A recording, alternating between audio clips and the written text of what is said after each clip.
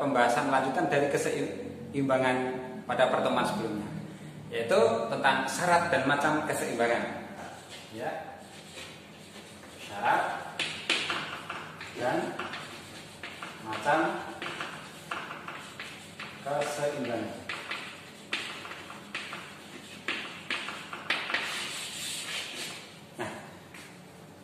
Syarat macam keseimbangan ini pembahasannya akan kita bagi menjadi dua. Yang satu, ketika benda itu dikatakan dalam kondisi keseimbangan,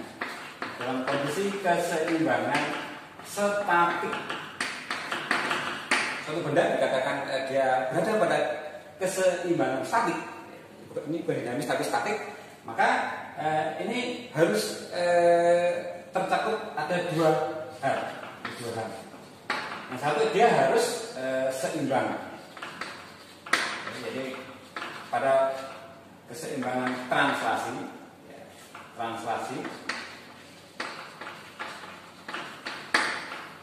Yang kedua, dia harus juga seimbang rotasi. Artinya apa? Kalau seimbang translasi, ini berarti dia percepatannya, ya, jadi percepatannya itu 0. Ya, jadi A-nya itu 0, acceleration. Kemudian kalau yang keseimbangan rotasi itu terjadi jika percepatan sudut itu 0 atau alfanya 0. Akibat dari apa? Nah, ini akibat dari dua hal. Ini karena resultan gayanya 0. Kalau yang ini karena resultan torsinya atau momen gayanya itu 0. Nah, dua hal inilah yang namanya syarat keseimbangan. Nah, ini syaratnya seperti ini. Bagaimana penerapan dari syarat keseimbangan ini? Nah, ini akan dijelaskan. Nah, soalnya seperti ini. Jadi ketika ada soal bahwa batang itu memiliki massa, kemudian di setting kita langsung analisis ya berapa ya, analisis batangnya, kemudian kita analisis batangnya dikasih Excel, ya. Ini untuk batangnya ini massanya, ini MBT adalah 1,5 kg. Kemudian dikasih lampion, ini ibaratnya lampionnya. Nah, masanya ini adalah 2 kg. Ya, berarti di sini ada massa, jadi M-nya. Ini ada M saja. M-nya itu 2 kg. Kemudian dari situ ditarik, dikasih kawat. Bagian ujung ada bengkel jatuh, karena ini ada engsel, ini bengkel jatuh. Nah, kita lihat ukurannya. Ini ukurannya adalah 0,6 meter. Sedangkan panjang dari keseluruhan ini adalah 0,8 meter. Di sini ditampilkan 0,2 meter. Artinya apa? Artinya jarak antara sini itu berarti 0,6. Pertanyaan lagi, dipasang engsel tegak lurus di sebuah rangkaian hubungan besar tegangan tali, kita cari adalah T. Nah, ini berapa? Tegangan tali. Dengan engsel di sini berapa? Misalnya di A, di sini B, ya, ini C. Nah, ini seimbang. Maka totalnya.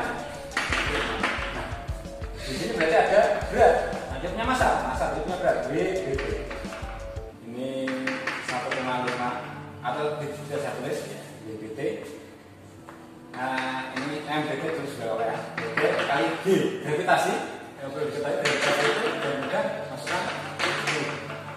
Artinya ini 1,5 kali 10 berarti sama dengan 15 Newton. Gaya apa lagi yang bekerja? Ini ya, gaya T, tapi T-nya masih miring, harus ditegak luruskan terhadap porosnya ini. Maka di sini sin alfa. Alfa kita ambil dulu. Nah, bagaimana cara mencari alfa? Nah, kita lakukan. Ini harus segitiga. A, B, C. Di sini alfa. Ketika di sini 0,8, ini maaf, maka di sini 1,0. Nah, sin alfa, sin demi panggiling, sin demi kosani panggisan. Jadi di sini depan itu 0,6, ini 1,0. Balasnya ini 0,6. Isinya seperti itu. Jadi kita sudah dapat T ada, dan setelah gaya masing-masing sudah ada, tinggal satu lagi gaya ini B beban. Beban. Berarti M kali B.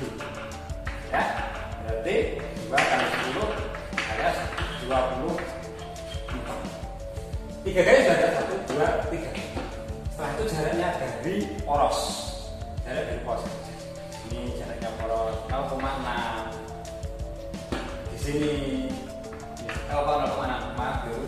Berarti 0,4. Mengapa? Karena tengah-tengah. 0,8 tengah-tengahnya 0,4. Kemudian yang ini 0,6.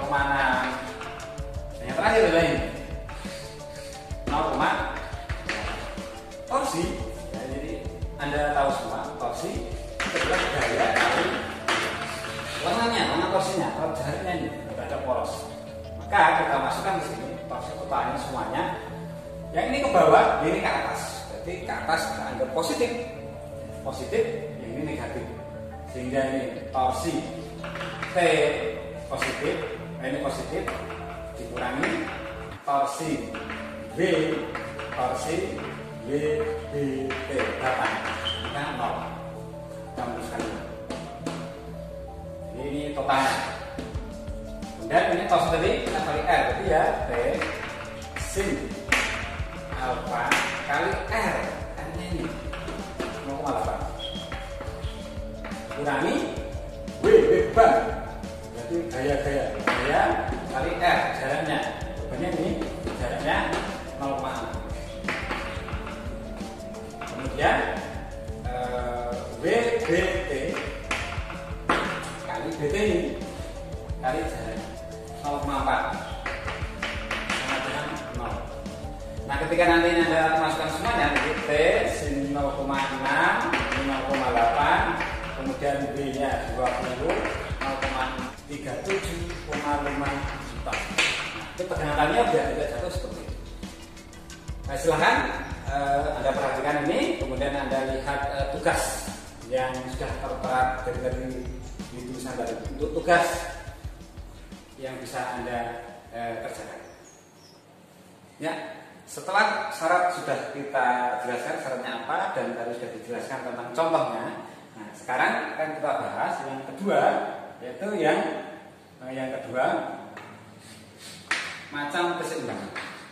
Jadi macam keseimbangan.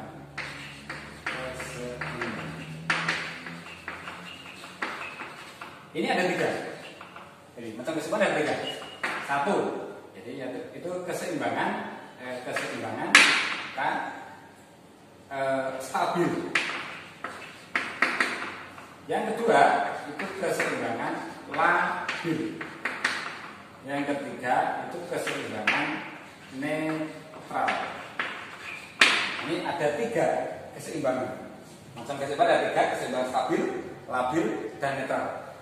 Nah, akan dijelaskan lagi secara penerapan. Jenis keseimbangan yang pertama adalah keseimbangan stabil.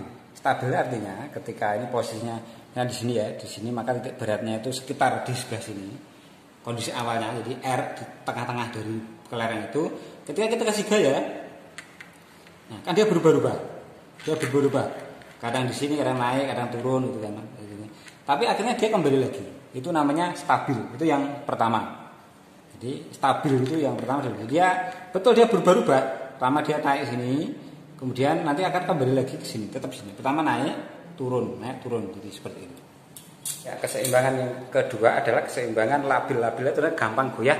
Kita contohnya seperti ini. Jadi ketika titik beratnya ini di tengah-tengah, ini sebenarnya penggaris ini kondisi awal titik beratnya di sini. Ya, kondisi awalnya ini kondisi awalnya kita taruh di sini ya. Nah, ketika kita kasih gaya sedikit, ya kan, maka ini akan berubah, ini kan. Nah, jadi dari posisi di sebelah sini tadi, titik beratnya akan berubah menjadi di sini. Nah, jadi dia berubah, dan dia tidak bisa kembali sendiri ke sini. Ini namanya labil. Nah, kemudian kalau yang terakhir yaitu yang indiferen atau netral, titik beratnya di sini. Anda lihat, jadi titik beratnya itu misalnya di R-nya gitu. Ketika kita geser, kasih gaya sedikit, ya dia titik beratnya tetap di sepanjang R-nya ini. Nggak berubah-ubah, nggak terpengaruh terhadap gangguan. Ini namanya netral. Yang ketiga, pembahasan terakhir dari syarat dan macam keseimbangan ini, kita ambil salah satu contoh yaitu keseimbangan 3 gaya. Keseimbangan 3 gaya. Apa itu keseimbangan 3 gaya? Jadi ini yang terakhir ya, ini keseimbangan 3 gaya. Ini artinya jika ada benda ditarik,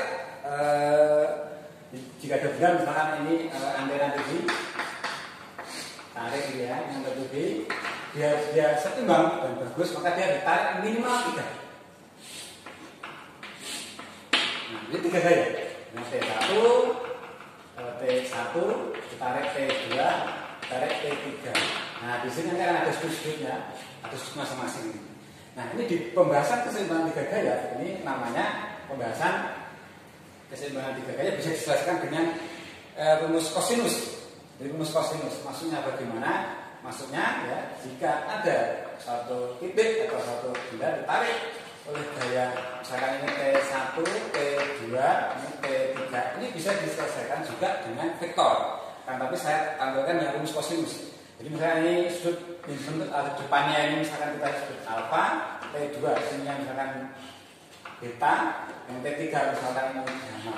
Maka ada rumus kosinus, ini ada hubungan yang bagus bahwa T1 sin alfa itu nilainya akan sama dengan T2 sin depannya. Nah, kemudian T3 sama dengan sin gamma. T3 depannya sin gamma. Nah, bagaimana performa lebih lanjut? Kembali lagi yang terakhirnya akan dipandu oleh rekan saya. Silakan. Terima kasih, Prof. Ya, saya akan membuktikan ya, atau memberikan buktian contoh nyata apa yang disampaikan oleh Prof F tadi, bahwa sebuah benda, misalnya kita ambil bendanya adalah cincin ini dengan masanya yang diabaikan, kemudian ditarik ke 3 gaya dan yang berbeda dengan sudut yang berbeda, maka nanti akan tercapai keseimbangan. Caranya bagaimana? Caranya kita coba lakukan seperti ini. Ini anggapannya ini masanya diabaikan, walaupun ini ya tidak diabaikan secara langsung, tetapi masanya dianggap diabaikan. Nah, caranya bagaimana? Caranya ini, kemudian dikasih beban di sini, ini untuk gaya berat nanti, ini 50 gram, berarti nanti 100 gram, masanya 100 gram. Nah, kita lihat 3 gaya. Nah, bagaimana kita mau mengetahui sudutnya? Maka kita pakai busur. Jadi kita pakai busur. Caranya taruh di sini, kemudian ditaruh di tengah-tengahnya, kita arahkan sampai ini pas di tengah-tengah, sampai seimbang. Itu maka dianggap seimbang. Kemudian sudut kita arahkan yang 0, yang bawah ini biar gampang. Ya, ini kita anggap sudah seimbang. Maka kita bisa analisis gaya-gaya yang bekerja. Ya. Pertama, ini kita ke T1. Jadi ini T1 yang ke arah sini itu T1. Kemudian ini T1 kita baca. Ya, T1-nya ini berapa? 1,1. Ya.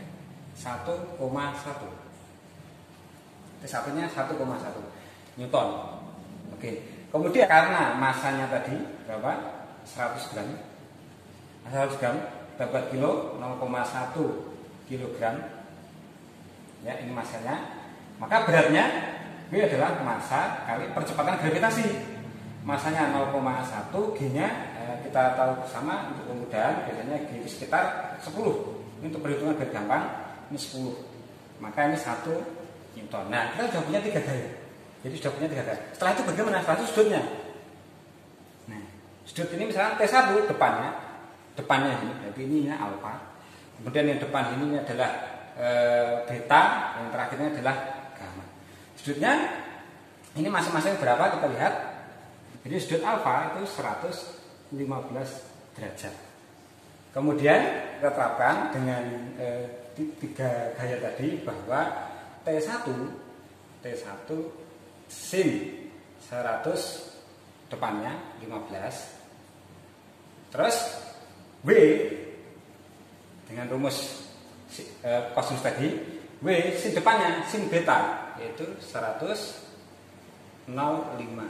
Sedangkan yang T2 berarti sin di depannya sin gamma yaitu 140. Jadi sin 140.